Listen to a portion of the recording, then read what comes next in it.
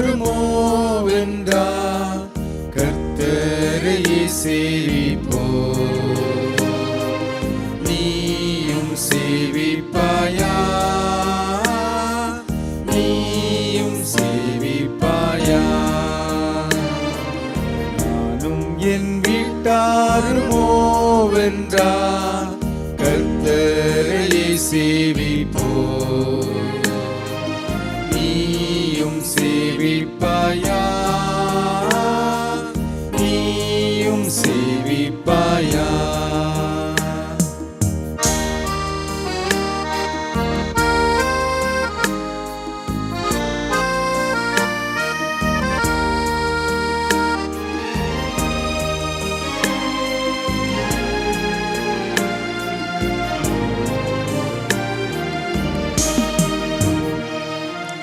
கர்த்தரையே சேவிப்பது ஆகாதென்று கண்டால்,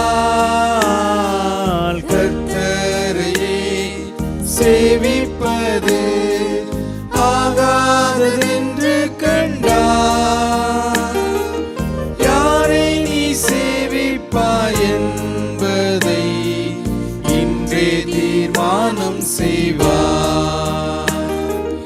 யாரை நீ சேவிப்பாய் என்பதை இன்றே தீர்மானம் செய்வாய். நானும் என் வீட்டாருமோ வென்றார் கர்த்தரையே சேவிப்போ. நீயும் சேவிப்பாயா, நீயும் சேவிப்பாயா.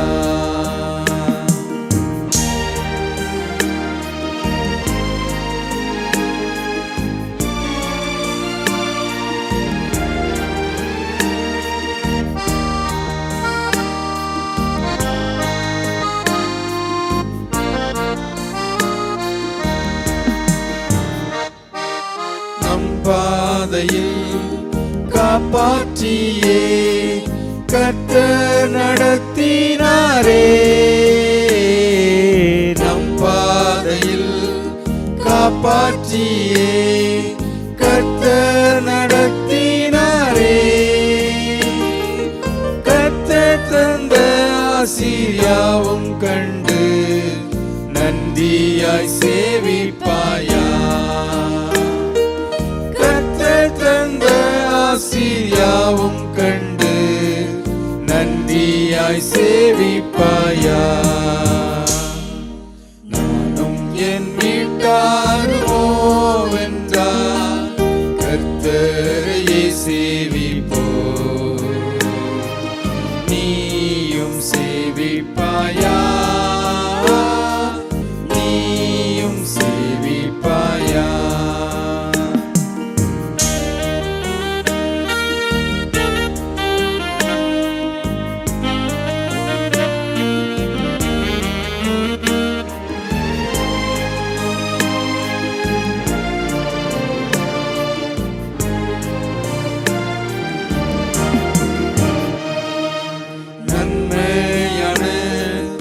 ஈவுகளை தேவாதி தேவன் தந்தார். நன்மையான ஈவுகளை தேவாதி தேவன் தந்தார். கீழ்ப்படிந்து அவர் சத்தம் கேட்டு சாட்சியாய் ஜீவிப்பாயா. அவர் சத்தம் கேட்டு சாட்சியாய் ஜீவிப்பாயா. நானும் என் வீட்டாருமோ வென்றார் கர்த்தரையே சேவிப்போ. நீயும் சேவிப்பாயா, நீயும் சேவிப்பாயா. நானும் என் வீட்டாருமோ வென்றார் கர்த்தரையே சேவிப்போ.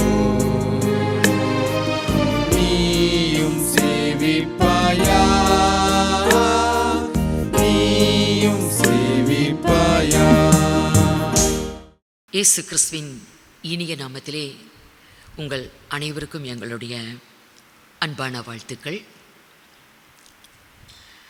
வாரந்தோறும் காணொளி காட்சி மூலமாகவும் ஹெவன் டிவி மூலமாகவும் உங்கள் யாவரையும் சந்திப்பதிலே நாங்கள் மிகுந்த மகிழ்ச்சி அடைகிறோம். தேவனாகிய கர்த்தர் உங்கள் அனைவரோடு கூட இருந்து உங்கள் யாவரையும் ஆசீர்வதிப்பாராக. கண்களை மூடி நாம் ஜெபிப்போம். சர்வ வல்லமையுள்ள எங்கள் தேவனாகிய கர்த்தாவே, நன்றியோடு கர்த்தருடைய நாமத்தை நாங்கள் மகிமைப்படுத்துகிறோம். இந்த வேளையிலும் கூட கர்த்தர் எங்களை தம்முடைய சமூகத்திலே கூட்டி சேர்ப்பித்தீர். உம்முடைய வார்த்தைகளை எங்களுக்கு அருளுகிறீர். கேட்கிற தம்முடைய பிள்ளைகளுக்கு கர்த்தருடைய வார்த்தை அது பயனுள்ளதாய் விளங்க நீர் கிருபை அருளும். பிரயோஜனமானதை எங்களுக்கு நீர் போதித்து நாங்கள் நடக்க வேண்டிய வழியில் எங்களை நடத்துகிற எங்கள் தேவனாகிய கர்த்தருக்கு மகிமை உண்டாகட்டும். உமக்கே ஸ்தோத்திரம் ஆண்டவரே, உமக்கு ஸ்தோத்திரம்.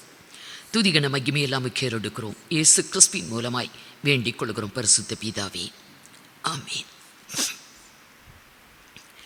வெளிப்படுத்தல் 17ஆம் அதிகாரம் 14வது வசனம். இவர்கள் ஆட்டுக்குட்டியானவருடனே யுத்தம் பண்ணுவார்கள். ஆட்டுக்குட்டியானவர் கர்த்தாதி கர்த்தரும் ராஜாதி ராஜாவுமாய் இருக்கிறபடியால் அவர்களை ஜெயிப்பார். அவரோடு கூட இருக்கிறவர்கள் அழைக்கப்பட்டவர்களும் தெரிந்து கொள்ளப்பட்டவர்களும் உண்மை உள்ளவர்களுமாய் இருக்கிறார்கள் என்றார். கர்த்தருடைய நாமத்துக்கு மகிமை உண்டாகட்டும். பரலோகத்திலே ஆட்டுக்குட்டியானவரோடு கூட இருப்பவர்கள் அவர்கள் யார், அவர்கள் எப்படிப்பட்டவர்கள் என்று நாம் வாசித்த இந்த சத்திய வசனத்தில் நாம் அதை கேட்டோம். அவரோடு கூட இருப்பவர்கள் அவராலே அழைக்கப்பட்டவர்கள், அவராலே தெரிந்து கொள்ளப்பட்டவர்கள், உண்மையுள்ளவர்கள் என்ற 3 ஒரு தகுதியை பெற்றவர்களாக இருக்கிறாங்க.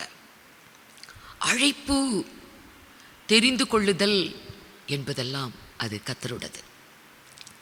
கர்த்தர் தான் அழைக்கணும், கர்த்தர் தான் நம்மளை தெரிந்து கொள்ளணும். ஆனால் உண்மை என்பது அது நம்மை பொறுத்தது. நாம் அழைப்பிற்கும் அவருடைய தெரிந்து கொள்ளுதலுக்கும் நாம் உண்மை உள்ளவர்களாய் காணப்படுவது ரொம்ப அவசியம்.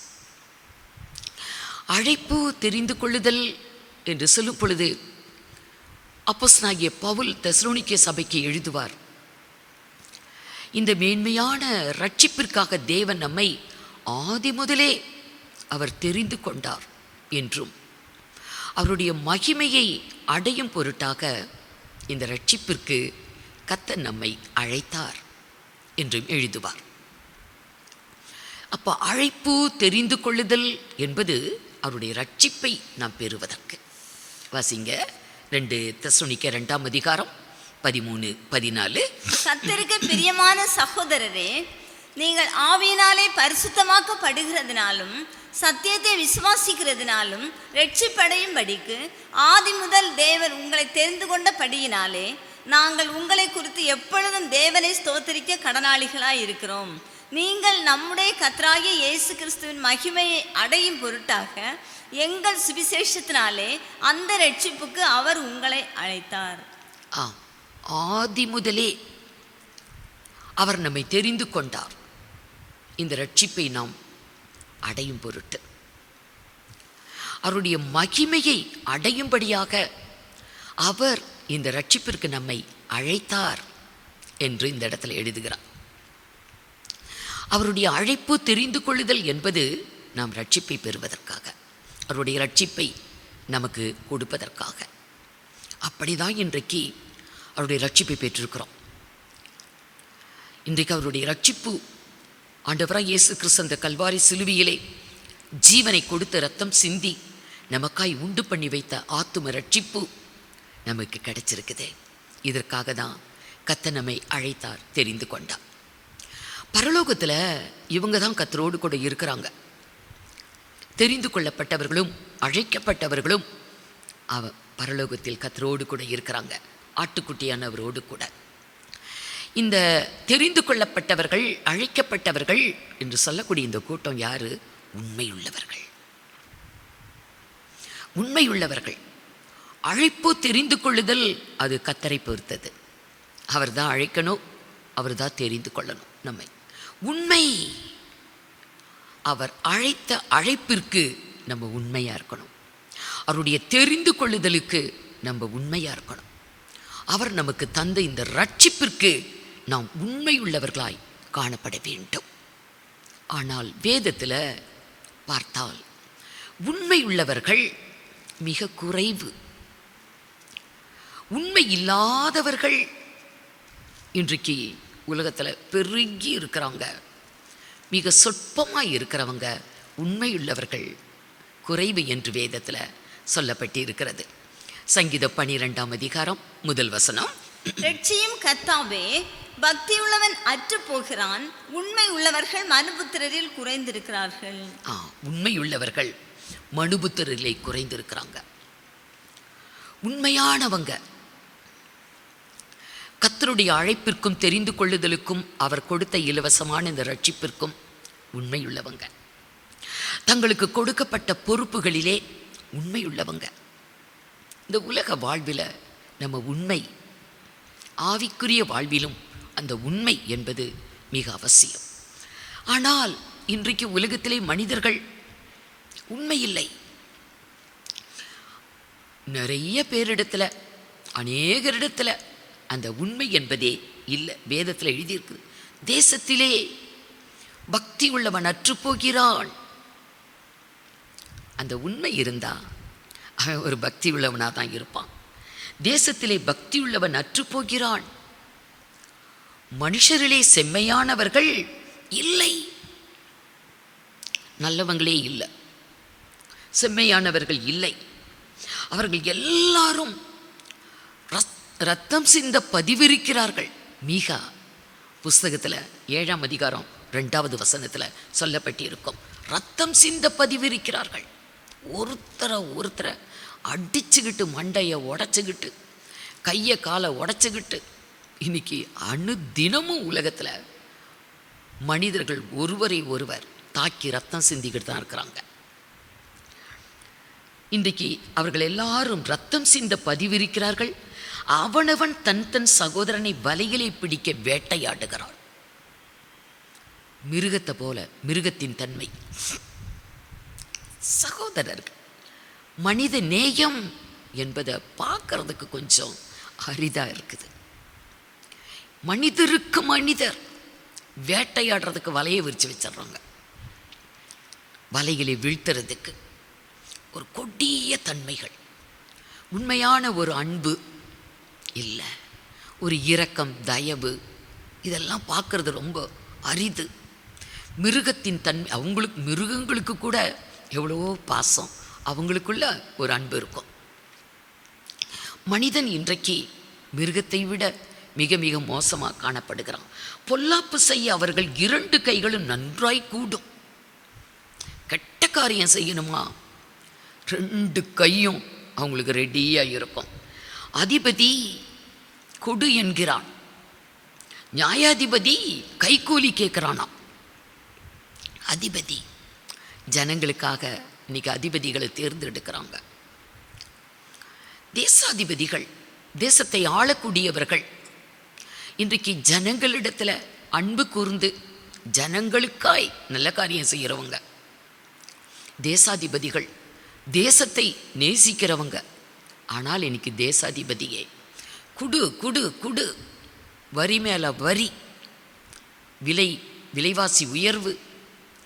இன்னைக்கு எவ்வளவு என்ன பண்ணாலும் அதிபதிகளுக்கு ஒரு திருப்தி இல்லை. நியாயாதிபதி கைக்கூலி கேட்கிறான். தேசத்திலே ஒரு நியாயம், நீதி எதிர்பார்க்கவே முடியல. பணம் இருக்கிறவங்களுக்கு தான் நீதி, நியாயம். இல்லைன்னா ஏழைகளுக்கு ஒன்றுமே இல்லை. அதிபதி இடத்திலிருந்தும் ஒன்றும் இல்லை, நியாயாதிபதிகளிடத்திலிருந்தும் நியாயம் எதுவுமே இல்லை. பெரியவன் தன் துர்ராசையை வெளிப்படுத்துகிறான். இவ்விதமாய் புரட்டுகிறார்கள்.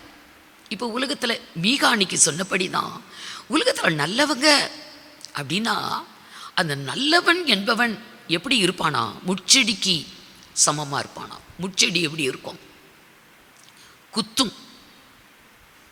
இன்றைக்கு நல்லவன் முச்செடி மாதிரி இருந்தா அப்ப கெட்டவன் எப்படிப்பட்டவனா இருப்பான்? யோசிக்கவே முடியல. நல்லவனே ஒரு முச்செடிக்கு ஒத்தவன், செம்மையானவன், நெறிஞ்சலை பார்க்கிலும் கடும் கூர்மையானவன் அப்படின்னு சொல்றார். செம்மையானவன் நெறிஞ்சலை காட்டிலும் மிகவும் கடுமையான கூர்மையானவன். நல்லவங்களும் செம்மையானவங்களும் நெறிஞ்சல் மாதிரி கூர்மையான முள்ளு மாதிரி இருக்கிறாங்கன்னா அப்ப கெட்டவங்க எப்படி இருப்பாங்க? எவ்வளோ பயங்கரமா இருப்பாங்க. அப்படித்தான் இருக்கிறது இன்றைக்கு மனித சமுதாயம் உலகம் முழுவதும். ஆகவே தான் தேவனுடைய கோபம் இந்த உலகத்தை பற்றி கொண்டிருக்கிறது. எங்கே பார்த்தாலும் கஷ்டங்கள், பிரச்சனைகள், ஓயாத அழிவுகள், வேதனைகள் இப்படியெல்லாம் இருக்குது. மனிதரிலே பக்தி உண்மையுள்ளவர்கள் குறைவு. வாசிங்க 12:1 சங்கீதம் 12:1. ரட்சியும் கர்த்தாவே, பக்தியுள்ளவன் அற்று போகிறான், உண்மை உள்ளவர்கள் மனுபுத்திரரில் குறைந்திருக்கிறார்கள். ரொம்ப குறைவு. உண்மையானவர்களை தேடி கண்டுபிடிக்கிறது ரொம்ப கஷ்டம். உண்மையானவர்களைப் போல இருந்தாலும் அவர்களிடத்தில் உண்மை இல்லை. நம்ம மனிதர்களை பார்க்கிறோம், பழகுறோம், கேட்குறோம், கேள்விப்படுறோம். உண்மையானவர்கள் என்றாலும் அவங்களிடத்தில் உண்மையை பார்க்கறது ரொம்ப கஷ்டம். நல்லவன் முச்செடிக்கு ஒத்த நிலைமையில் இருக்கிறான். செம்மையானவன் நெறிஞ்சலை காட்டிலும் கடுமையானவனா காணப்படுகிறான் என்று வேதத்தில் எழுதியிருக்கிறபடிதான். ஆகிலும் உண்மை உள்ளவர்கள் சில பேர் இருக்கிறாங்க. அந்த காலத்திலும் சரி, இந்த காலத்திலும் சரி, உண்மையுள்ளவர்கள் கொஞ்சம் பேர் இருக்க தான் செய்கிறாங்க. இன்றைக்கு நம்ம வேதத்தை எடுத்துக்கொண்டால் பைபிளில் உண்மையானவர்கள் இருந்தாங்க. ஆபிரகாம், அவனை குறித்து வேதம் சொல்லுகிறது, அவன் உண்மையானவன். ஆபிரகாமை தேவன் தெரிந்து கொண்டு, ஆபிரகாம் கர்த்தருடைய பார்வையில் அவன் உண்மையானவன். அவனுடைய இருதயம் கர்த்தரை பற்றின காரியத்தில் ரொம்ப உண்மையாக இருந்தது. ஆகவே தேவன் அவனை தெரிந்து கொண்டான். அவன் உண்மையுள்ள மனிதன் என்று அறிந்து அவனுக்கு பெயரையே மாற்றினார். ஆபிராம் என்ற பெயரை மாற்றி ஆபிரகாம் என்று அவனுக்கு பெயர் சூட்டி கர்த்தர் அவனுக்கு ஒரு ப்ராமிஸ் பண்ணினார். இது எல்லாத்தையும், இந்த தேசத்தையும் இனத்தையும் தகப்பன் வீட்டையும் எல்லாத்தையும் விட்டுட்டு நான் காண்பிக்கக்கூடிய இடத்துக்கு வா, தேசத்துக்கு வா. உடனே கீழ்ப்படிந்தான். பாலும் தேனும் ஓடக்கூடிய கானான் தேசம், இஸ்ரவேல் தேசம். இன்றைக்கு அந்த இஸ்ரவேல் தேசத்தை ஆபிரகாமுக்கு தேவன் வாக்கு பண்ணினார். அதில் பல ஜாதி ஜனங்கள் கொஞ்சம் பேர் வாழ்ந்து கொண்டு இருந்தாங்க.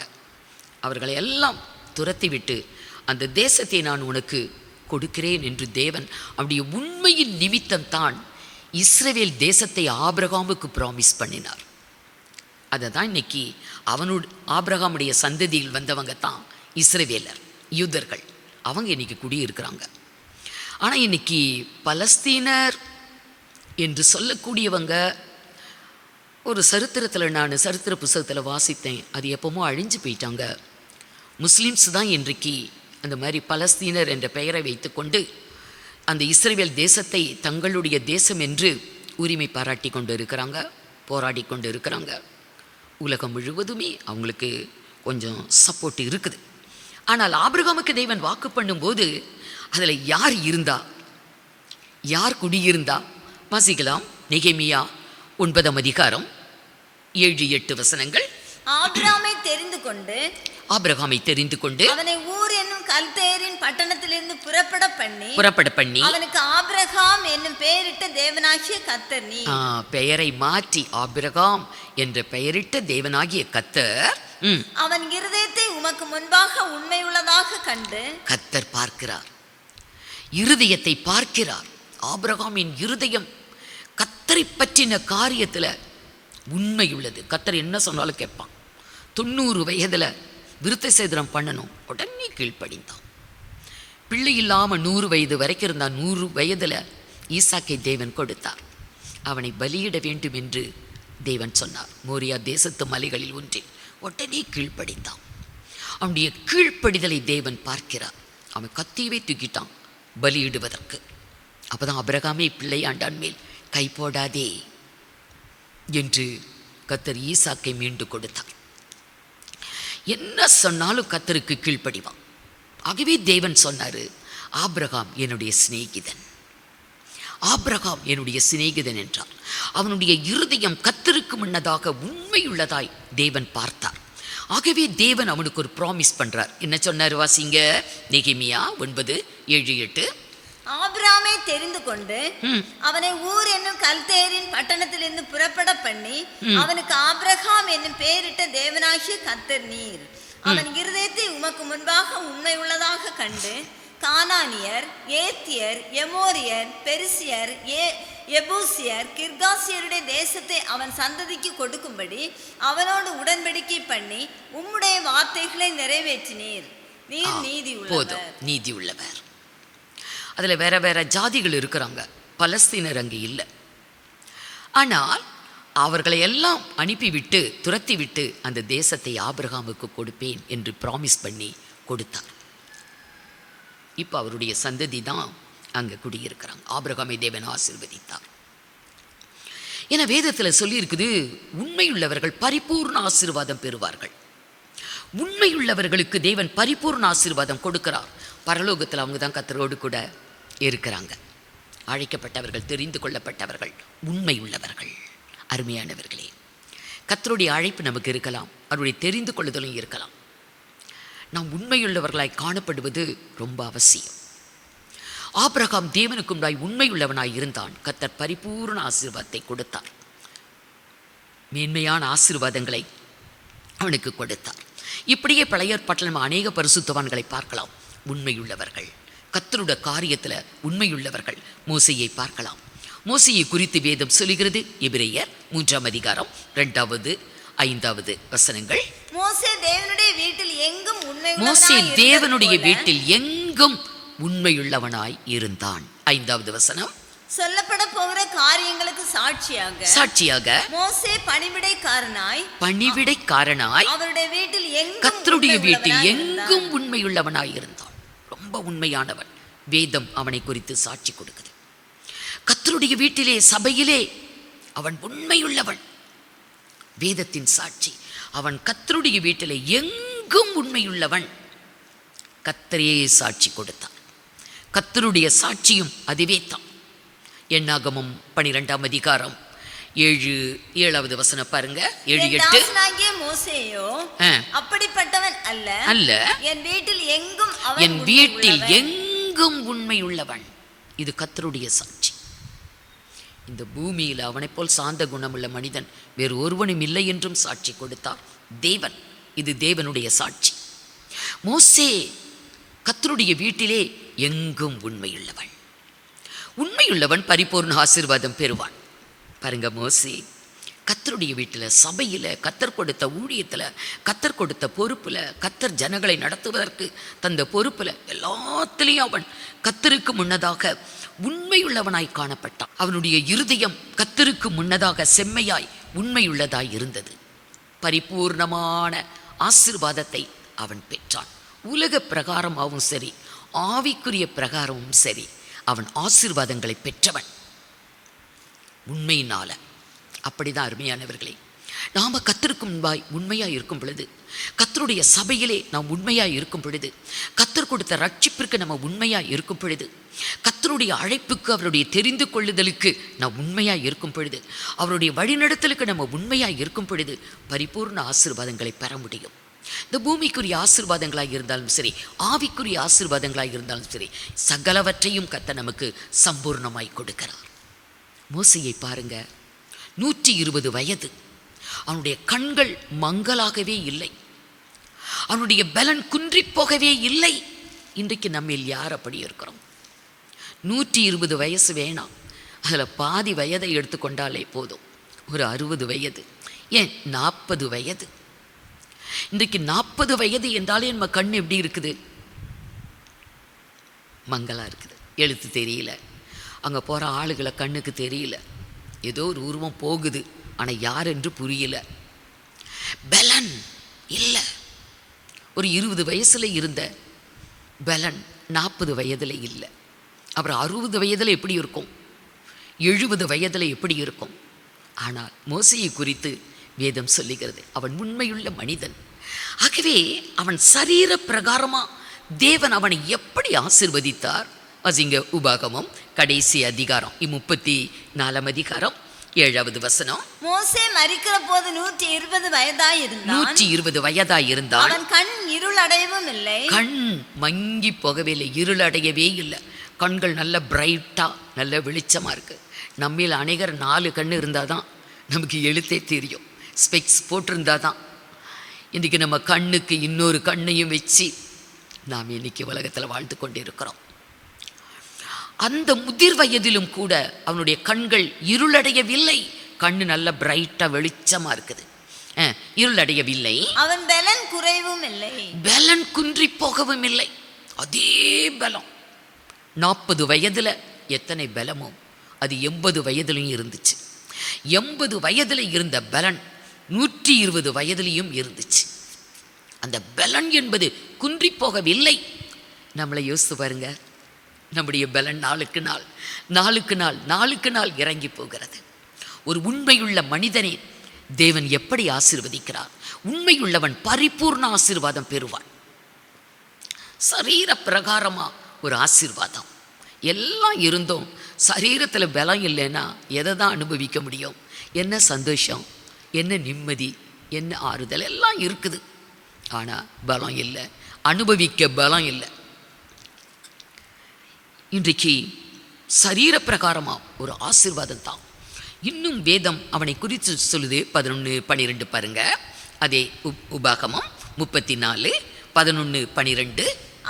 அவன் இஸ்ரவேலர் எல்லாருக்கும் பிரத்யட்சமாய் செய்த சகல வல்லமையான கிரியைகளையும், மோசையை கொண்டு கர்த்தர் செய்த சகலவிதமான வல்லமையான கிரியைகளை எல்லாம் பார்க்கும் பொழுது, மகா பயங்கரமான செய்கைகளையும் பார்த்தால் கர்த்தரை முகமுகமாய் அறிந்த மோசேயை போல ஒரு தீர்க்கதரிசியும் இஸ்ரவேலில் அவ்வளவு எழும்பினதில்லை. மோசேயுக்கு முன்னாலேயும் இல்லை, மோசேயுக்கு பின்னாலேயும் இல்லை. அவனை போல அவனுக்கு ஈடா இணையா ஒரு தீர்க்கதரிசி இல்லை. அவன் தான்.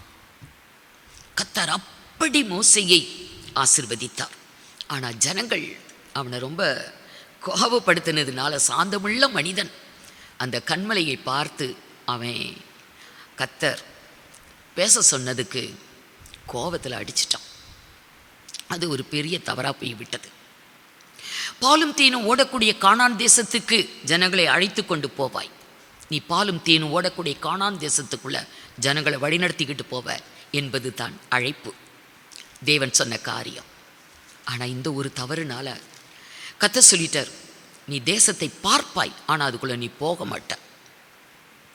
அப்போ மோசே கேட்பான், ஆண்டவரே, பாலும் தேனும் ஓடக்கூடிய கானான் தேசத்துக்கு நீ போவன்னு சொன்னீங்களே, என்னை எப்படியாவது கூட்டிகிட்டு போங்க, அந்த பேச்சை விட்டுரு, இனிமேல் கேட்காதன்னு சொல்லிட்டார். ஆனால் ஆவிக்குரிய ஒரு ஆசீர்வாதம் பாருங்க. அதே தேவன் மோசேயிடத்தில் பேசின அதே தேவன் இஸ்ரவேல் தேசத்துக்குள்ள நான் போகணும்னு கேட்டதுக்கு அந்த பேச்சை விட்டுரு, என்கிட்ட கேட்காத, நீ போக முடியாது என்று சொன்ன தேவன் மனிதனாய் உலகத்துக்கு வந்தார். மனுஷகுமாரனாக, தேவகுமாரனாக இயேசு என்ற நாமத்திலே தேவனே வெளிப்பட்டார் பாவிகளை ரட்சிக்க. சிலுவையிலே நமக்காய் ஜீவனை கொடுத்தார். சிலுவையின் மரணம் நெருங்கி கொண்டு இருக்கிறது. அவர் தன்னுடைய 3 சீஷர்களை செலக்ட் பண்ணி மறுரூப மலைக்கு அழைத்து கொண்டு போகும் பொழுது அவர்கள் முன்பாக ஆண்டவராய் இயேசு மறுரூபம் அடைந்தார். அந்த வேளையில் பரலோகத்திலிருந்து மோசேயும் எலியாவும் இஸ்ரவேல் தேசத்துக்குள்ள அந்த மறுரூப மலையில் வந்து இறங்குறாங்க. எந்த இடத்துக்கு போகணும்னு அவன் ஆசைப்பட்டு தேவனிடத்தில் கேட்டானோ அந்த பேச்சை உற்றுன்னு தேவன் சொன்னார். ஆனால் ஆண்டவராகிய இயேசு பூமியில் தேவன் மனிதனாய் வந்த பொழுது மோசே அதே தேசத்துக்கு வரான். லூக்கா சுவிசேஷம் 9ஆம் அதிகாரம் 30-31 வாசிங்க. அன்றைய மோசே எலியா என்னும் 2 பேரும் மகிமையோடு காணப்பட்டு அவருடைய சம்பாஷணை பண்ணி ம். அவர் எருசலேமிலே நிறைவேற்ற போகிற அவருடைய மரணத்தை குறித்து பேசிக் கொண்டிருந்தார். இயேசு கிறிஸ்துவின் சிலுவை மரணத்தை குறித்து எலியாவும் மோசேயும் ஆண்டவராகிய இயேசுவும் அந்த மறுரூப மலையில பேசி கொண்டு இருக்கிறாங்க. இந்த 3 சீசர்களும் பார்க்குறாங்க. பேதுரு, யாக்கோபு, யோவான் அவங்க தான் சொல்றாங்க. எவ்வளோ சந்தோஷம். மோசே அந்த பாலும் தேனும் ஓடக்கூடிய இஸ்ரவேல் தேசத்துக்குள்ள அவன் கால் வைக்கிறான். மீண்டும் வரப்போகிறான். மோசே மீண்டும் வரப்போகிறான். ஏன்னா மோசையின் முடிவு என்பது கர்த்தர் நெபோ மலையில் அவனை எடுத்துக்கொண்டார். அவனை எந்த இடத்துல அடக்கம் பண்ணினாங்க என்று இந்நாள் வரைக்கும் யாராலும் கண்டுபிடிக்க முடியல. தேவனை அடக்கம் பண்ணினார். அது உலகத்தில் ஒரு மனிதனுக்கு நடந்த ஒரு ஆச்சரியமான ஒரு சம்பவம். வேதம் சொல்லுகிறது, 2 சாட்சிகள் மகா உபத்திரவத்தின் காலத்திலே தீர்க்க தரிசனம் உரைக்க 2 ஒலிவு மர கன்றுகள் வருவாங்க. விளக்கு தண்டுகளாக வருவாங்க. வெளிப்படுத்தல் 11ஆம் அதிகாரம் 3-6 வரைக்கும் பார்த்தால் அந்த 2 தீர்க்கதரிசிகள் யார் என்று அடையாளங்கள் சொல்லப்பட்டிருக்கும். வாசிங்க பார்க்கலாம். என்னுடைய 2 சாட்சிகளும் இரட்டு வஸ்திரம் உடுத்தி கொண்டிருக்கிறவர்களாய் 1260 நாளளவும் தீர்க்க தரிசனம் சொல்லும்படி அவர்களுக்கு அதிகாரம் கொடுப்பேன். பூலோகத்தின் ஆண்டவருக்கு முன்பாக நிற்கிற 2 ஒலிவ மரங்களும் 2 விளக்கு தண்டுகளும் இவர்களே. ஒருவன் அவர்களை சேதப்படுத்த மனதாக இருந்தால் அவர்களுடைய வாயிலிருந்து அக்கினி புறப்பட்டு அவர்களுடைய சத்துருக்களை பட்சிக்கும். அவர்களை சேதப்படுத்த மனதாய் இருக்கிறவன் எவனோ அவன் அப்படியே கொல்லப்பட வேண்டும். அவர்கள் தீர்க்க தரிசனம் சொல்லி வருகிற நாட்களிலே மழை பெய்யாதபடிக்கு வானத்தை அடைக்க அவர்களுக்கு அதிகாரம் உண்டு. அவர்கள் தண்ணீர்களை இரத்தமாக மாற்றவும் தங்களுக்கு வேண்டும் போதெல்லாம் பூமியை சகலவித வாதைகளாலும் வாதிக்கவும் அவர்களுக்கு அதிகாரம் உண்டு. இந்த அடையாளங்கள் எலியாவின் வாழ்விலும் மோசேயின் வாழ்விலும் தான் நடந்துச்சு. அக்கினியை பிறப்பித்தது, வானம் திறக்கப்பட்டு மழை பெய்தது. வானத்தை அடைக்கவும் வானத்தை திறக்கவும் அது எலியா தான். தண்ணீரை இரத்தமாய் மாற்றினது, நைல் நதி இரத்தமாக மாறிச்சு மோசே. 10 விதமான வாதைகளால் எகிப்தை வாதித்து, இதெல்லாம் மோசே. ஆகவே இந்த 2 சாட்சிகள் என்று சொல்லுகிறது எலியாவும் மோசேயும் என்று பார்க்கிறோம். தேவன் உண்மையுள்ளவர்களுக்கு பரிபூர்ண ஆசீர்வாதம் கொடுக்கிறார். மோசேயுக்கு தேவன் கொடுத்த பரிபூர்ண ஆசீர்வாதம் சரீர பிரகாரமாக, ஆவிக்குரிய பிரகாரமாக எத்தனை ஆசீர்வாதம்! அப்படியே அநேக பக்தர்களை நம்ம வேதத்தில் பார்க்க முடியும். தாவீதை பார்க்கலாம். அவனும் ஒரு உண்மையுள்ள மனிதன். தாவீது ஒரு உண்மையான ஒரு மனிதன். நம்ம வேதத்தில் பார்க்கும் பொழுது நிறைய பேர் இருக்கிறாங்க உண்மையானவர்கள். உண்மையுள்ளவர்கள் உலகம் முழுவதிலும் கொஞ்சம் பேர் இருக்கிறாங்க என்று வேதத்தில் சொல்லப்பட்டிருக்கிற படித்தான். தாவீதை குறித்து ஒரு ஆசாரியனுடைய ஒரு சாட்சி.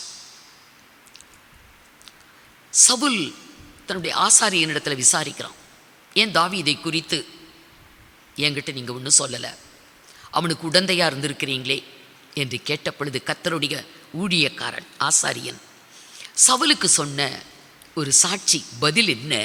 1 சாமுவேல் 22ஆம் அதிகாரம் 14வது வசனம் 14. அகிமெலேக் ராஜாவுக்கு பிரதியுத்தரமாக, சவுலுக்கு பிரதியுத்தரமாக, உம்முடைய எல்லா ஊழியக்காரரிலும் தாவீதை போல ராஜாவுக்கு மருமகனும் உம்முடைய கட்டளைகளின்படி செய்து வருகிறவனும் உம்முடைய வீட்டிலே கனம் உள்ளவனுமாய் இருக்கிற உண்மை உள்ளவன் யார்? உண்மையுள்ள மனிதன் யார்? உங்க மருமகன் தானே. சவுலுடைய மருமகன் தாவீது. அவனைப் போல் உண்மையான ஒரு மனிதன் யார்? இது ஒரு மனிதனுடைய சாட்சி, ஆசாரியனுடைய சாட்சி, தேவனுடைய சாட்சி. தேவன் தாவீதை குறித்து என்ன சாட்சி கொடுத்தார்? அவன் உண்மையானவன், என் இருதயத்துக்கு ஏற்றவன், என் மனதுக்கு மிகவும் ஏற்றவன் என்று கர்த்தருடைய சாட்சி. அப்போஸ்தலர் 13ஆம் அதிகாரம் 22வது வசனம் பாருங்க. பின்பு அவர் அவனை தள்ளி தாவீதை அவர்களுக்கு ராஜாவாக ஏற்படுத்தி, சவுலை தள்ளி தாவீதை ஜனங்களுக்கு ராஜாவாக ஏற்படுத்தி, ஈசாயின் குமாரனாகிய தாவீதை என் இருதயத்துக்கு ஏற்றவனாக கண்டேன். இருதயத்துக்கு ஏற்றவனா, தேவனுடைய இருதயத்துக்கு ஏற்றவன் தாவீது. அவன் கர்த்தருக்கு முன்னாடி கர்த்தருக்குரிய காரியங்களை ரொம்ப உண்மையானவன். ஆபிரகாம் கர்த்தருக்குரிய காரியம், கர்த்தருடைய சொல்லுக்கு உண்மையானவன். மோசே தேவனுடைய வீட்டில் எங்கும் உண்மையுள்ளவன். தாவீது கர்த்தருடைய வார்த்தை, கர்த்தருக்கு ரொம்ப உண்மையானவன்.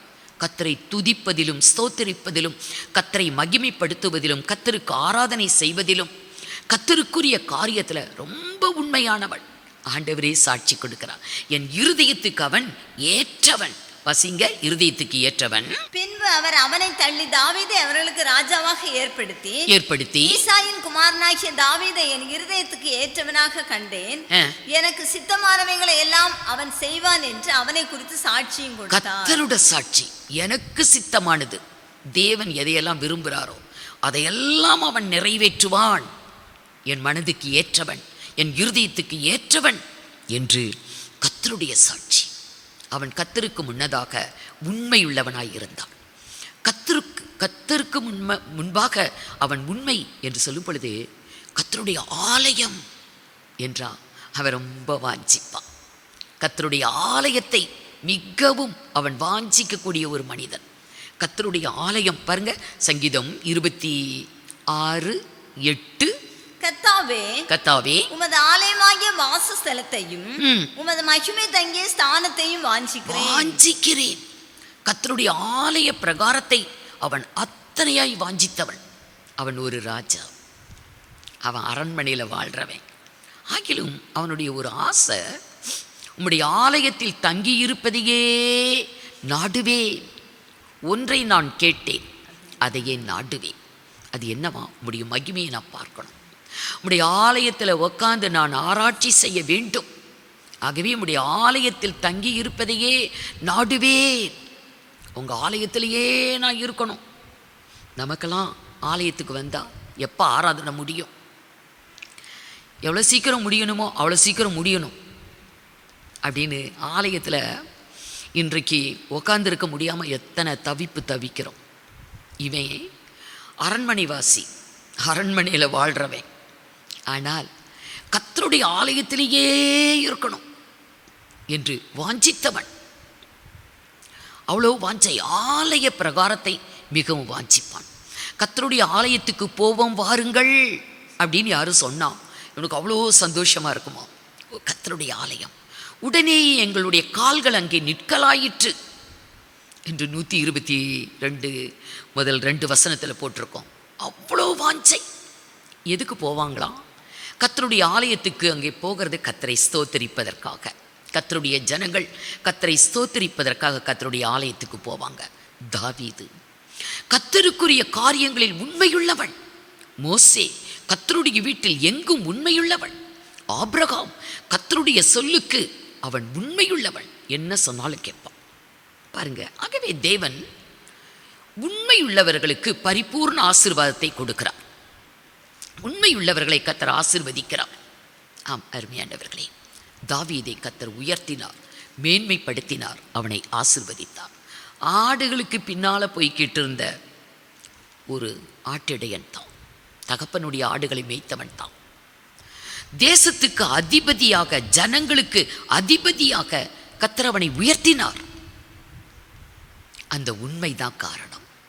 உண்மையுள்ளவன் பரிபூர்ண ஆசீர்வாதம் பெறுவான். நம்முடைய வாழ்க்கையில் ஏன் மேன்மை இல்லை, உயர்வு இல்லை? நாம் இருக்கிற நிலைமையிலேயே இருக்கிறோம். உண்மையுள்ளவர்கள் பரிபூர்ண ஆசீர்வாதம் பெறுவார்கள் என்று வேதத்தில் எழுதியிருக்கிறதே. நம்ம கொஞ்சம் சிந்தித்து பார்க்கணும். அவருடைய அழைப்பு, அவருடைய தெரிந்து கொள்ளுதல், அவர் நமக்கு தந்த ரட்சிப்பு, இதுக்கெல்லாம் நம்ம எவ்வளோ உண்மையாக இருக்கிறோம்? ஆலய பிரகாரத்திலே இன்றைக்கு கர்த்தரை ஆராதிக்கிறதுல எவ்வளோ உண்மையாக இருக்கிறோம்? வாரந்தோறும் போய் உட்கார்ந்தாலும் ஆலயத்தில் இருக்கிற நேரமெல்லாம் நம்ம எப்படி இருக்கிறோம்? எதை சிந்தித்து கொண்டு இருக்கிறோம்? எதை யோசித்து கொண்டு இருக்கிறோம்?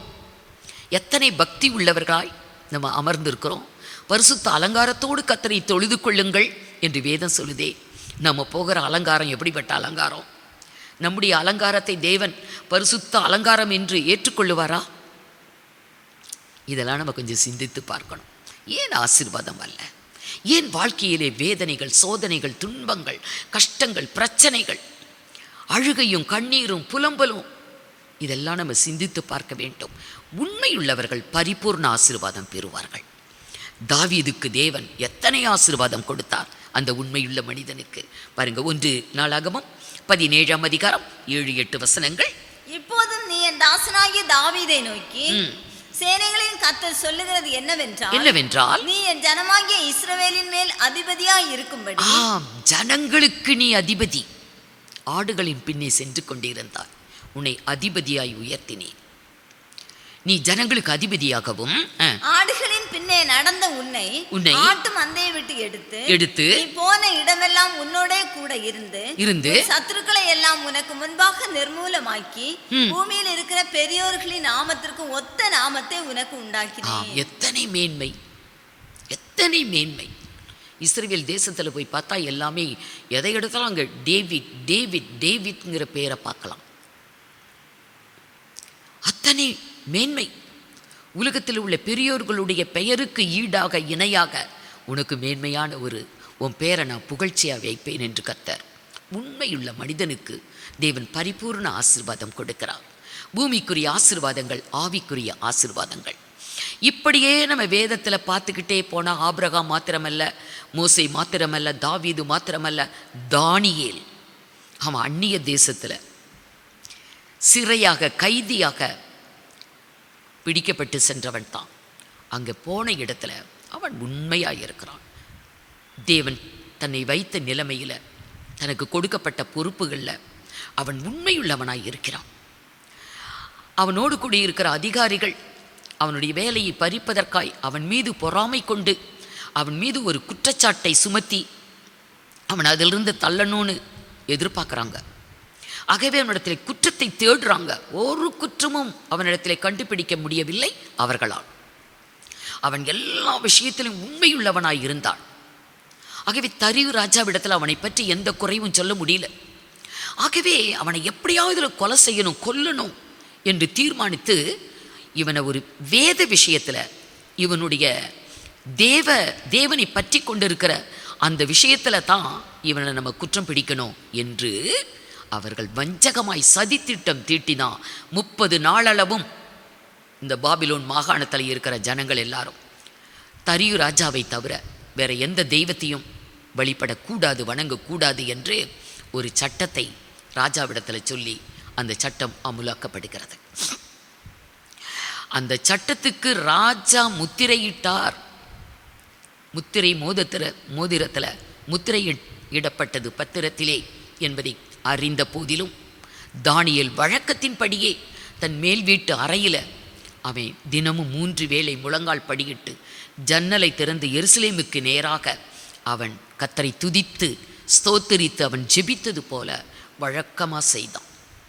உடனே அதிகாரிகள் அவன் மீது குற்றம் சாட்ட விரும்பினவர்கள் பிடித்து குற்றம் சாட்டி சிங்கக்கெபியில் அடைச்சாங்க.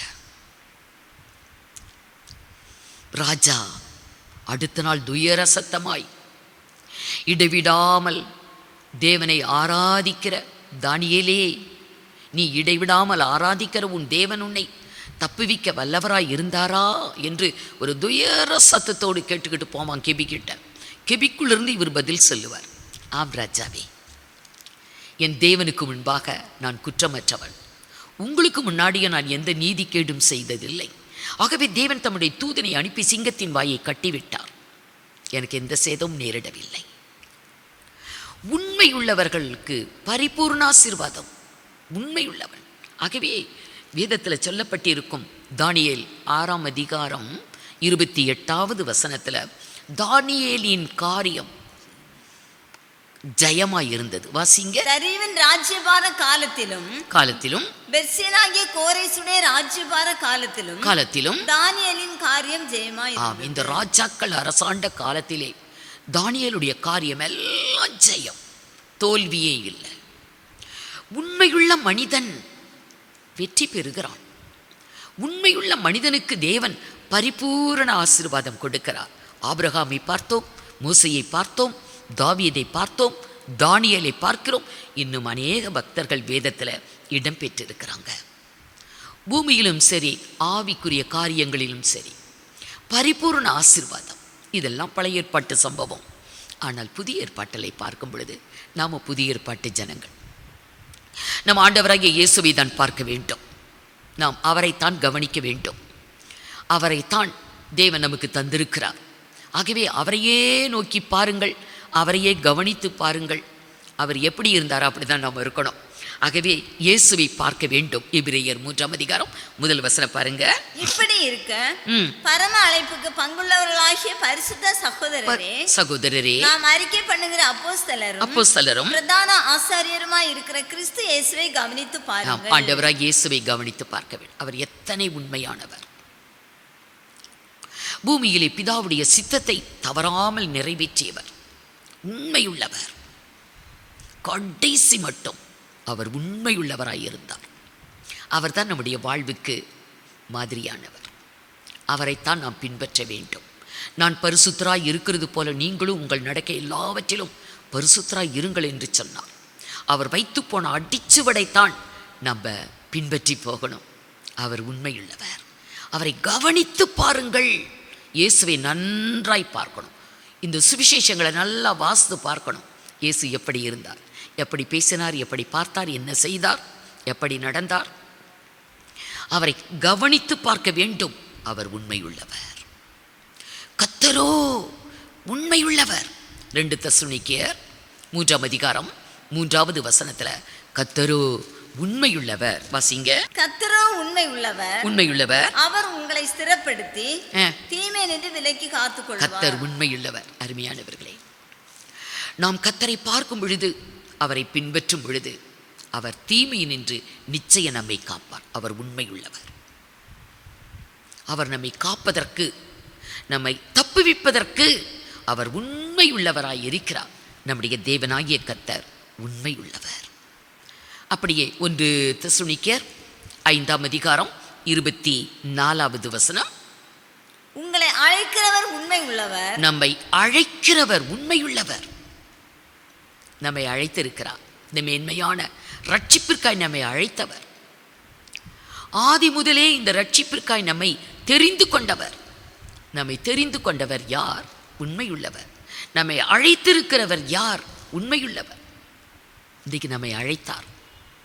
வருத்தப்பட்டு பாரம் சுமக்கிறவர்களே, நீங்கள் எல்லாரும் என்னிடத்திலே வாருங்கள், நான் உங்களுக்கு இளைப்பாறுதல் தருவேன் என்று ஒரு பொதுவான அழைப்பை கொடுத்தார். அந்த அழைப்பை செவி கொடுத்து கேட்டு வந்தோம். பரிசுத்த அழைப்பினாலே உங்களை அவர் அழைத்தார் என்று சொல்லப்பட்டிருக்கிறபடி ஒரு பரிசுத்த வாழ்வு நாம் வாழ அழைக்கப்பட்டிருக்கிறோம். இந்த பரிசுத்த வாழ்விலே இருக்கும் பொழுது பரம அழைப்பை கொடுக்கிறார். பரம அழைப்பிற்கு பங்குள்ளவர்களாகிய பரிசுத்த சகோதரரே என்று வேதம் சொல்லுகிறது. பரம அழைப்பு. நாம் எல்லாம் அழைப்பை பெற்றவர்கள். தேவனோ கர்த்தரோ உண்மையுள்ளவர். அவர் நம்மை அழைத்திருக்கிறார். நம்மை அழைத்தவர் அவர் உண்மையுள்ளவர் என்று பார்க்கிறோம். எபிரேயர் 3ஆம் அதிகாரம் 2வது வசனம். மோசே தேவனுடைய வீட்டில் எங்கும் உண்மையுள்ளவனாய் இருந்தது போல இவரும் தம்மை ஏற்படுத்தினவருக்கு உண்மை உள்ளவராய் இருக்கிறார். ஆண்டவராகிய இயேசு உண்மையுள்ளவர். என்னிடத்துல பாவம் உண்டென்று உங்களால் யார் சொல்ல முடியும்னு சவால் விட்டார். உண்மையுள்ளவர், பரிசுத்தர். மோசே தேவனுடைய வீட்டிலே எங்கும் உண்மையுள்ளவனாய் இருந்தது போல இவரும் தன்னை ஏற்படுத்தினவருக்கு உண்மையுள்ளவராயிருந்தார். அவர் பிதாவுக்கு உண்மையுள்ளவராயிருந்தார். எதையெல்லாம் நிறைவேற்ற வேண்டும் என்று பிதா சொன்னாரோ அதையெல்லாம் அப்படியே உண்மையாய் நிறைவேற்றினார். அவர் பிதாவுக்கு உண்மையுள்ளவராய் இருந்தார். அப்படியே எபிரேயர் 10ஆம் அதிகாரம் 23. அல்லாமலும் நம்முடைய நம்பிக்கையை அறிக்கையிடுகிறதில் அசைவில்லாமல் உறுதியா இருக்க கடவோ வாக்குத்தத்தம் பண்ணினவர் உண்மை உள்ளவராய் இருக்கிறாரே. நமக்கு வாக்குத்தத்தம் செய்தவர் உண்மையுள்ளவர். நாம் கர்த்தருடைய வாக்குத்தத்தங்களை கேட்கும்போது ரொம்ப சந்தோஷப்படுறோம். ஆனா அப்பப்போ ஒரு சந்தேகம் வந்துடுது.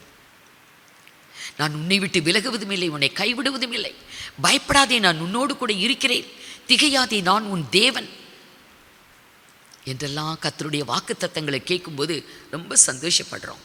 அதில் நம்ம நம்பிக்கையாக உறுதியாக இருக்கணும். அவருடைய வாக்குத்தத்தங்கள் எல்லாம் ஆம் என்றும் என்றும் இருக்கிறது. அதெல்லாம் நிறைவேறியே தீரும்.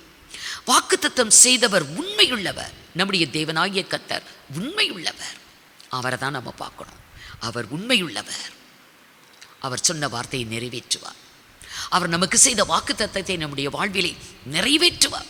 இப்படியே வேதத்தை பார்த்தா இயேசுவை குறித்து உண்மையுள்ளவர், உண்மையுள்ளவர், உண்மையுள்ளவர் என்று அநேக வார்த்தைகள் வேதத்தில் எழுதியிருக்குது. 1 யோவான் 1 அதிகாரம் 9வது வசனம் பாருங்க. 1 யோவான் 1:9. நம்முடைய பாவங்களை நாம் அறிக்கையிட்டால், நம்முடைய பாவங்களை நாம் அறிக்கையிட்டால் பாவங்களை நமக்கு மன்னித்து எல்லா அநியாயத்தையும் நீக்கி நம்மை சுத்திகரிப்பதற்கு அவர் உண்மையும் நீதியும் உள்ளவராயிருக்கிறார். அவர் உண்மையுள்ளவர். உண்மையான மனஸ்தாபத்தோடு கூட நம்முடைய பிழைகளை உணர்ந்து நம்முடைய பாவங்களை அறிக்கையிட்டால், நம்முடைய பாவத்தை மன்னித்து நம்மை சுத்திகரிப்பதற்கு அவர் உண்மையும் நீதியும் உள்ளவராயிருக்கிறார். உண்மையான மனதோடு நம்முடைய பிழைகளை உணர்ந்து நம்முடைய பாவங்களை உணர்ந்து மன்னிப்பை கேட்டால் நம்மை அப்படியே பரிசுத்தப்படுத்தி நம்மை சுத்திகரிக்கிறதுக்கு அவர் உண்மையும் நீதியும் உள்ளவராய் இருக்கிறார். அவர் உண்மை உள்ளவர். கர்த்தர் உண்மையுள்ளவர். 1 கொரிந்தியர் 10 அதிகாரம் 13வது வசனத்தில், மனுஷருக்கு நேரிடுகிற சோதனையே அல்லாமல் வேறே சோதனை உங்களுக்கு நேரிடவில்லை, கர்த்தரோ உண்மையுள்ளவர். அந்த சோதனையை தாங்குவதற்கு பலனும் கொடுத்து தப்பித்துக் கொள்ளுவதற்கு போக்கையும் உண்டாக்குகிறவர் கர்த்தரோ உண்மையுள்ளவர் என்று அங்கு அப்போஸ்தலனாகிய பவுல் கொரிந்து சபைக்கு எழுதுவார். கர்த்தர் உண்மையுள்ளவர். பவுல் தீமோத்தேயுக்கு எழுதுவார், நாம் உண்மையில்லாவிட்டாலும் நம்முடைய கர்த்தர் உண்மையுள்ளவர். நான் உண்மை இல்லை, ஆனால் கர்த்தரோ உண்மையுள்ளவர் என்று எழுதுவார். இப்படி நம்முடைய தேவனாகிய கர்த்தரை குறித்து, ஆண்டவராகிய இயேசுவை குறித்து வேதத்தில் பல இடத்திலே அவர் உண்மையுள்ளவர், உண்மையுள்ளவர், உண்மையுள்ளவர் என்று வேதம் சொல்லுகிறது. அவரைத்தான் நோக்கி பார்க்க வேண்டும். அவர் உண்மையுள்ளவர். அவர்கிட்ட பொய் இல்லை. பொய்யுரையாத தேவன். அவர் பொய் பேசுகிறதே கிடையாது. தீத்து 1 அதிகாரம் 3வது வசனம். பொய்யுரையாத தேவன். பொய்யே பேச மாட்டான். பொய் இல்லை அவரிடத்தில். எவ்வளவேனும் பொய்யுரையாத தேவன் என்று எபிரேயர் 6 அதிகாரம் 18 வசனத்தின் கடைசி பாகத்தில் சொல்லப்பட்டிருக்கும். எவ்வளவும் பொய்யுரையாத தேவன். நாம விளையாட்டுக்கு அப்படின்னு பொய் மேலே பொய் பேசுவோம். வாயை திறந்தாலே பொய் தான். ஆனால் எவ்வளவேனும் பொய்யுரையாத தேவன். ஆம் அருமையானவர்களே, உண்மையுள்ளவன் பரிபூர்ண ஆசீர்வாதம் பெறுவான். பரலோகத்திலே ஆட்டுக்குட்டியானவரோடு கூட நடப்பவர்கள் உண்மையுள்ளவர்கள். கர்த்தர் இன்றைக்கு நம்மிடத்தில் உண்மையை தேடுகிறார். அவருடைய அழைப்பு நமக்கு இருக்குது, அவருடைய தெரிந்து கொள்ளுதல் இருக்குது. ஆனால் நம்ம உண்மையுள்ளவர்களாய் காணப்படுவது ரொம்ப அவசியம். நான் உண்மையாக இருக்கணும். கொஞ்சத்தில் உண்மையாக இருந்தால் அவன் அநேகத்திலையும் உண்மையாக இருப்பான் என்று கர்த்தர் சொன்னார். நம்ம கொஞ்சம் விஷயம், நமக்கு இருக்கிற பலன், தேவன் தந்த தாளந்துகளை பயன்படுத்தணும். கர்த்தர் நமக்கு எவ்வளவோ திறமைகளை தந்திருக்கிறார், தாளந்துகளை தந்திருக்கிறார். இன்றைக்கு நாம் அதுக்கு உண்மையாக இருக்கணும். கர்த்தர் கொடுத்த தாளந்தை பயன்படுத்தணும், புதைச்சி வைக்கக்கூடாது. நம்ம கொஞ்சம் காரியம், அது இன்னும் கொஞ்சம் அற்பம், ஒரு தாளந்து தான் கொடுத்தாரு, இதை எப்படி பயன்படுத்த முடியும் என்று அலட்சியப்படுத்துகிறது அல்ல. கொஞ்சத்திலே உண்மையாக இருந்தால் அவன் அநேகத்திலையும் உண்மையாக இருப்பான் என்று கர்த்தர் சொன்னார். லூக்கா 16:10 பாருங்க. கொஞ்சத்திலே உண்மையுள்ளவன் அநேகத்திலும் உண்மை உள்ளவனாய் இருக்கான். கொஞ்சத்தில் உண்மையா நமக்கு கொடுக்கப்பட்ட சின்ன சின்ன காரியங்களில், உலக பிரகாரமான சின்ன சின்ன காரியங்களில், நம்முடைய பொறுப்புகளில் நம்ம உண்மையாக இருக்கணும். எந்த ஒரு கள்ளத்தனம், பொய், இந்த மாதிரிப்பட்ட பித்தலாட்டமே இருக்கக்கூடாது. உண்மையாக இருப்போமானால் அவங்க அநேகத்திலையும் உண்மையாக தான் இருப்பாங்க. ஆகவே இன்றைக்கு கர்த்தர் அவர்களை மெச்சிக்கொள்ளுகிறார். நீ கொஞ்சத்தில் உண்மையாக இருந்தாய், அநேகத்தில் உன்னை அதிகாரியாக்குவேன். மேன்மை என்பது, உயர்வு என்பது, ஆசீர்வாதங்கள் என்பது நம்ம கொஞ்சத்தில் உண்மையாக இருந்தால் அநேகத்தில் உன்னை அதிகாரி ஆக்குவேன், உன் எஜமானுடைய சந்தோஷத்துக்குள் பிரவேசி என்றார். ஆம் அருமையானவர்களே, நம்முடைய வாழ்வில் அந்த உண்மை அது நம்மை பொறுத்தது. அழைப்பு தெரிந்து கொள்ளுதல் அது கர்த்தரை பொறுத்தது. நம்மிடத்தில் அவர் எதிர்பார்க்கிற அந்த உண்மை நம்முடைய வாழ்வில் இருந்தால் உலக பிரகாரமாக ஆசீர்வாதங்கள் தான், ஆவிக்குரிய பிரகாரம் அவரோடு கூட நித்திய வாழ்வை நம்ம சுதந்திரிக்க போகிறோம். அப்போஸ்தலனாகிய பவுல் சொல்லுவார், பிலிப்பி சபைக்கு அவர் எழுதும் போது, என்னை போல உங்களை அன்போடு அக்கறையோடு உண்மையாய் விசாரிக்கக்கூடிய மனதை உடையவன் தீமோத்தேயு ஒருத்தன் தான் இருக்கிறான். என்னோடு கூட பலர் இருக்கிறாங்க, அப்போஸ்தலனாகிய பவுலோடு கூட ஊழியத்திற்கு பல பேர் கூட இருக்கிறாங்க, ஆனால் அவர்களெல்லாம் உண்மை இல்லை என்று சொல்லுவார். என்னோடு கூட நிறைய ஊழியர்கள் இருக்கிறாங்க, அவர்களெல்லாம் கர்த்தருக்குரியதை அவர்கள் தேடலை, தங்களுக்குரியதை அவர்கள் நாடுகிறார்கள். வாசிங்க பிலிப்பியர் 2ஆம் அதிகாரம் 19 பாருங்க. அன்றியும் நானும் உங்கள் செய்திகளை அறிந்து மன தேர்தல் அடையும்படிக்கு சீக்கிரமாய் தீமோத்தேயுவை உங்களிடத்தில் அனுப்பலாம் என்று கர்த்தராகிய இயேசுவுக்குள் நம்பி இருக்கிறேன். அது ஏனென்றால் உங்கள் காரியங்களை உண்மையாய் விசாரிப்பதற்கு என்னைப் போல மனதுள்ளவன் அவனை அன்றி வேறொருவனும் என்னிடத்தில் இல்லை. தீமோத்தேயு எப்படிப்பட்டவன்? ஒரு உண்மையானவன். பவுல் எப்படி உண்மையான மனதோடு சபை மக்களிடத்தில் நடந்து கொள்ளுகிறாரோ, அக்கறையாய் அவர்களை விசாரித்து வழிநடத்துகிறாரோ, அதை போலவே மனதுள்ளவன் தீமோத்தேயு. ஆனால் மற்றவங்கள்லாம் நிறைய பேர் கூட ஊழியத்தில் இருக்கிறாங்க, அவர்களெல்லாம் எப்படிப்பட்டவர்கள்? அடுத்த வசனம், மற்றவர்கள் எல்லாரும் கிறிஸ்து இயேசுவுக்குரியவைகளை தேடாமல் கர்த்தருக்குரியதை அவர்கள் தேடவில்லை, தங்களுக்குரியவைகளே தேடுகிறார்கள். தங்களுக்குரியது ஊழியத்தில் வந்துக்கிட்டு தங்களுக்குரியதை, தனக்கு தேவையானதை, பணம், பொருள், வசதி, வாய்ப்பு, இதையெல்லாம் தனக்கு அனுகூலமாக தேடுறாங்க. கர்த்தருக்குரியதை அவர்கள் நாடவில்லை. ஊழியக்காரங்க அப்படி இருக்கிறது தவறு. சபைக்கு உண்மையாக இருக்கணும். சபையில் தேவன் தந்த ஆத்துமாக்களுக்கு நம்ம உண்மையாக இருக்கணும். உண்மையான மனதோடு அவர்களை விசாரித்து வழிநடத்தி நம்ம அவங்களுக்கு ஊழியம் செய்யணும். கர்த்தருடைய ஊழியம் கர்த்தருக்குரியதைத்தான் நாட வேண்டும். ஆனால் அப்படிப்பட்ட ஒரு நல்ல மனது பவுலுக்கு இருக்குது, தீமோத்தேயுக்கு இருக்குது. ஆனால் அவங்களோட கூட ஊழியத்தில் இருக்கிறவங்களுக்கு இல்லை. ஆகவே உண்மையை தேவன் எதிர்பார்க்கிறான். நம்முடைய வாழ்க்கையில் உண்மைக்கு பதிலாக பொய் நிறையா இருந்தால் பிரயோஜனம் இல்லை. பாருங்கள், பொய் இருக்குமே, ஆனால் எவ்வளவும் பொய்யுரையாத தேவன் நம்முடைய தேவன். அவர் பொய் பேசுகிறது கிடையாது. பொய் பேச அவர் மனிதன் அல்ல, மனமாற மனுப்புத்திறனும் அல்ல. இந்த பொய் என்பது பரலோகத்துக்கு போக விடாமல் தடை பண்ணிடும். ஏன்னா வெளிப்படுத்தல் 21ஆம் அதிகாரம் 8வது வசனத்தில் ஒரு பெரிய பாவ பட்டியல் வரும். அதில் அந்த பாவங்கள் எல்லாம் வரிசையாக கடைசியில் பொய் வரும். பொய் பேசுகிற அனைவரும் அக்கினியும் கந்தகம் எரியக்கூடிய கடலிலே பங்கடைவார்கள் என்று சொல்லப்பட்டிருக்கும். பொய் பேசுகிறவங்களுக்கு பரலோகமே இல்லை. அவங்கெல்லாம் அக்கினியும் கந்தகமும் எரியக்கூடிய கடல். வெளிப்படுத்தல் 21:8 நீங்கள் வாசித்து பார்க்கலாம். அப்படியே வெளிப்படுத்தல் 22ஆம் அதிகாரம் 15வது வசனத்திலும் பொய் பேசுகிறவர்கள் புறம்பே இருப்பார்கள். வாசிங்க. நாய்களும் சூனியக்காரரும் விபச்சாரக்காரரும் கொலைபாதகரும் விக்கிரக ஆராதனைக்காரரும் பொய்யை விரும்பி அதன்படி செய்கிற யாவரும் புறம்பே இருப்பார்கள். வெளியே இருப்பாங்க, உள்ள போக முடியாது. கர்த்தருடைய ராஜ்யத்திற்குள் பிரவேசிக்க முடியாது. அப்படிப்பட்ட பொய் நமக்கு எதுக்கு? பரலோகத்துக்கே போக விடாது. பரலோகம் போக முடியாது. அவர்களுக்கு பரலோகம் இல்லை. அருமையானவர்களே, தேவன் நம்மிடத்தில் பார்க்கிறது உண்மை. அவர் நம்மிடத்திலே அவளோடு எதிர்பார்க்கிறது உண்மை. உண்மையுள்ளவன் பரிபூரண ஆசீர்வாதம் பெறுவான். இந்த பூமியிலும் சரி, ஆவிக்குரிய ஜீவியத்திலும் சரி, நித்தியத்தையும் சுதந்திரிக்க முடியும். பூமியிலையும் நம்ம நல்லா வாழ முடியும். அநேக பக்தர்களை பார்த்தோம், ஆனால் நாம் ஆண்டவராகிய இயேசுவை தான் பார்க்க வேண்டும். நமக்கு முன்னதாக சென்ற பரிசுத்தவான்களை பார்க்க வேண்டும். அவர்களெல்லாம் எப்படி? அதுபோல நாமும் இருக்க வேண்டும். கர்த்தர் நம்மை பார்க்கிறார். அவருடைய அழைப்பு தெரிந்து கொள்ளுதல் இருக்கிறது. ஆனால் உண்மை ரொம்ப அவசியம். கர்த்தரிடத்தில் ஒப்பு கொடுப்போம், நம்மை தாழ்த்துவோம். சர்வ வல்லமையுள்ள எங்கள் தேவனாகிய கர்த்தாவே, நன்றி உள்ள உள்ளத்தோடு தேவனாகிய கர்த்தரை நாங்கள் ஸ்தோத்திரிக்கிறோம். உம்முடைய அழைப்பு அது நிச்சயமானது. உம்முடைய தெரிந்து கொள்ளுதலும் அது உறுதியானதப்பா. எங்களிடத்திலே உண்மையை நீர் பார்க்கிறீர். உண்மையை நீர் பார்த்து ஆண்டவரே எங்களிடத்தில் அன்பு கூர்ந்து எங்களை தெரிந்து கொண்டீரப்பா. நாங்கள் எல்லாவற்றிலும் நாங்கள் உண்மையாய் காணப்பட கிருபை செய்யும். கர்த்தருடைய வீட்டிலே எங்கும் உண்மையாயிருந்த தாசர்களை பார்க்கிறோம். கர்த்தருக்குரிய காரியத்திலே உண்மையாயிருந்தவர்களை பார்க்கிறோம்.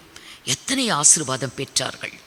ஆம் ஆண்டவரே, உண்மையுள்ளவன் பரிபூரண ஆசீர்வாதம் பெறுவான் என்ற வாக்கு எங்கள் வாழ்வில் நிறைவேறட்டும். நாங்கள் எங்களுக்கு கொடுக்கப்பட்ட கொஞ்ச காரியத்திலே நாங்கள் உண்மையாய் காணப்பட கிருபை செய்யும். அநேகத்தில் எங்களை நீர் அதிகாரியாக்க வல்லவர். மேன்மை உயர்வு அனைத்தையும் எங்களுக்கு நீர் கொடுக்கிறீர். உமக்கு ஸ்தோத்திரம். உம்முடைய வார்த்தைகளை கேட்ட அருமையான தேவ பிள்ளைகளை நீர் ஆசீர்வதியும். அவர்கள் உமக்கு முன்பாக, உம்முடைய சத்தியத்துக்கு முன்பாக, நீர் தந்த ரட்சிப்பிற்கு முன்பாக அவர்கள் உண்மையாய் விளங்க நீர் கிருபை அருளும். ஆம் ஆண்டவரே, உமக்கு ஸ்தோத்திரம். கோடா கோடி ஸ்தோத்திரம் ஆண்டவரே, உமக்கே ஸ்தோத்திரம். நாங்கள் யாவரும் பரிபூரண ஆசீர்வாதத்தை பெற்றுக்கொண்டவர்களாய் நாங்கள் காணப்பட வேண்டும். கர்த்தாவே, உமக்கு மகிமை உண்டாகட்டும். துதிகன மகிமையில் அமைக்க எடுக்கிறோம். இயேசு கிறிஸ்துவின் மூலமாய் வேண்டிக் கொள்கிறோம் பரிசுத்த பிதாவே, ஆமென். என் ஆத்துமாவே கர்த்தரை ஸ்தோத்திரி, என் முழுவுலமையருடைய பரிசுத்த நாமத்தை ஸ்தோத்திரி. என் ஆத்துமாவே கர்த்தரை ஸ்தோத்திரி, அவர் செய்த சகல உபகாரங்களையும் மறவாதே.